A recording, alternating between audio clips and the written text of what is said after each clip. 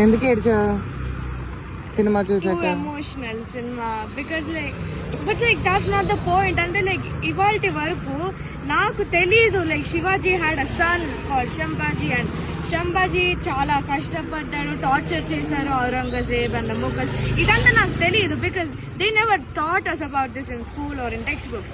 ఎందుకంటే నేను first class నుంచి all I learn was about British and Gandhiji Gandhiji Gandhiji ఎప్పుడు ఏంటి because I'm pissed.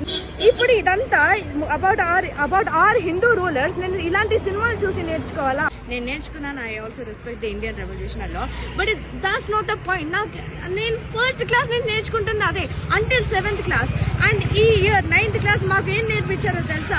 About French revolution, Russian revolution, వేరే దేశాల్లో జరిగిన రెవల్యూషన్స్ నేర్పించారు. బట్ ఇప్పటి వరకు చోళాస్ అన్న మరాఠాస్ గురించి అన్న నేను ఇప్పటి వరకు అయితే నా టెక్స్ట్ బుక్ లో నాకు ఆ పేరు వినపడలేదు.